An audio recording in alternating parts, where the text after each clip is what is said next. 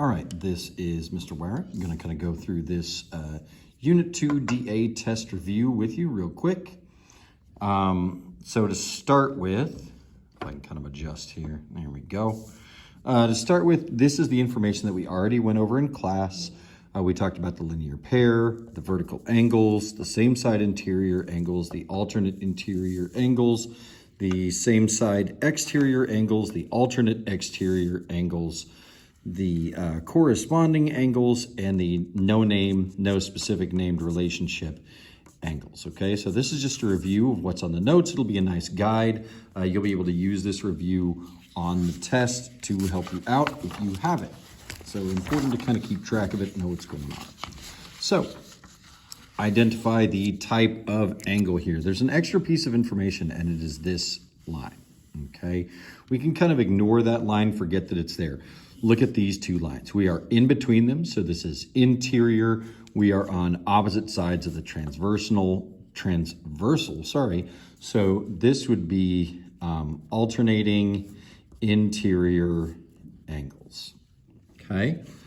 A parallelogram has the following three measures: 69 degrees, 111 degrees, 69 degrees. What is the measure of the fourth angle? Remember the parallelograms, they're gonna look like this. Those opposite angles are exactly the same. So we have the 69 and 69 that are the same. The 111 needs a partner, so that missing angle is going to be the 111 degrees. The next question, which of the following sets of numbers could not represent three sides of a triangle? Remember, the two sides, A plus B, has to be bigger than C, okay? 13 and 26 makes 39. That's bigger than 37, so this is probably it. But let's check these others. 8 and 19 is 27. Oh, wait. Aha, could not. I wasn't even thinking. This one is a triangle, so that's not a possible answer. 8 plus 19 is 27. That's bigger than 24. That is a triangle. But 10 plus 22, that's 32. This is 33. This is the one where it's smaller. When we check that fourth one, 14 and 17, that's 31, which is definitely bigger than 28. Okay, so this one does make a triangle. It does make a triangle. It does make a triangle. This is the one that does not make a triangle, but that's what we're looking for because it says the word not. On the next page, number 4, determine the relationships between the two triangles and whether or not they can prove to be congruent. Again, we have our guide down here. We can kind of see what's going on. Because we have a side marked, then this angle, even though it's a right angle, and then this other side, that makes side angle side. And we have the exact same thing marked over here, side angle side. So this is side angle side, and yes, they are going to be congruent.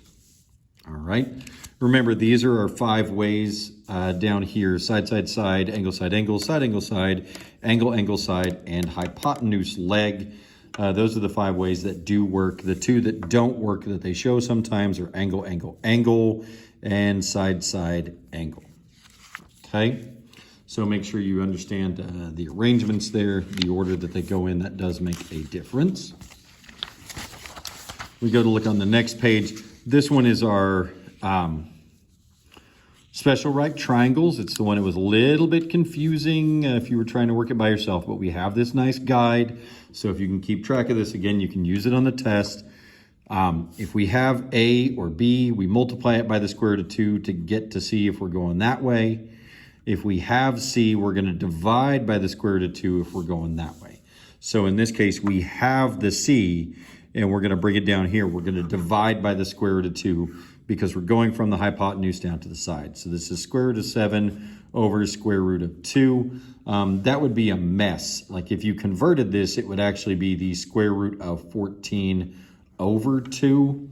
But you don't need to convert this. I think you have decimal equivalents on yours.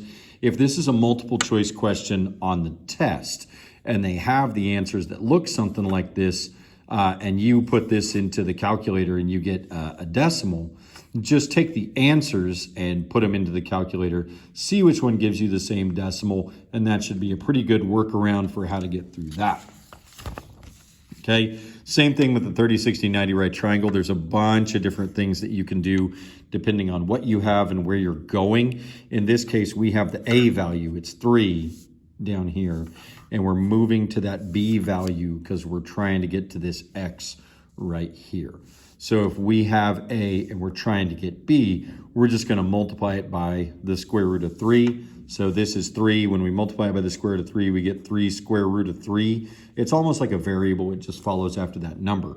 Again, this might be what it looks like in multiple choice. You might have put it into the calculator and got a decimal, but you can enter those answers and see which answer matches up to the decimal you got, especially if you get one of these that's the 2 over the square root of 3 or square root of 3 over 2 when you have to do a double conversion. Okay? Question number 7, the diagram below. JKLM is inscribed. Find the measure of L. When you have the inscribed ones, the opposite angles have to be supplementary. They have to add together to make 180. Okay, so if we're going to find L, L's over here, it's going to work with J. So I have 180 minus that 82. 180 minus 80 would just be 100. 100 minus 2 is 98. So this should be a 98-degree angle. Select the statement that is the contrapositive. Remember, we had these before. It was the inverse, the converse, the contrapositive. The inverse is where you just add the word not. The converse is where you move what you have. And then the contrapositive is where you do both of those things. So in this case, if it's an alien invasion, then you should run and hide. We need to move these two. We need to swap them. And we need to add the word not. So if you don't run and hide, then it's not an alien invasion. Okay, apologies for the bad handwriting.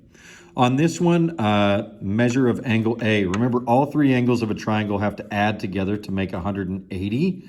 There's a lot of things on this test that are going to add together to make 180. All 3 angles of a triangle have to add together to make 180.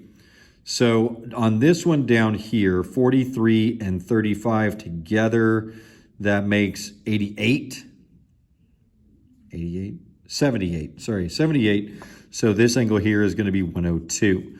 When we talked about the parallels with the transversal, we talked about how this and this would be vertical angles. So if they're vertical angles, this is also 102. So 102 plus 18, that gives me 120. All 3 angles of a triangle have to add up to 180. So that means this is a 60-degree angle right here. A is 60 degrees. Okay. On number 10, in circle B with the measure of ADC being 42, find the measure of minor arc AC. This one, all this information on this page kind of goes together. All these questions go together. If we have a central angle, if we have one like this, where the angle is formed at the center, then the arc and the angle are the same. If we have ones like this, the angle is half of the arc, or the arc is double the angle. Okay, so on this one, they give us the angle, it's 42, so this arc out here is going to be 84. On this last one, they give us the arc is 42. We don't double it coming down to the angle. The angle is going to be 21. On this one here, easy, no math, okay? Arc RT is 156, so this angle here at S is also 156. They are exactly the same. All right, I think we're approaching the end here. Yes, okay. I have my lines here. Given that M and N are parallel, find the value of X and Y. I have alternate exterior angles.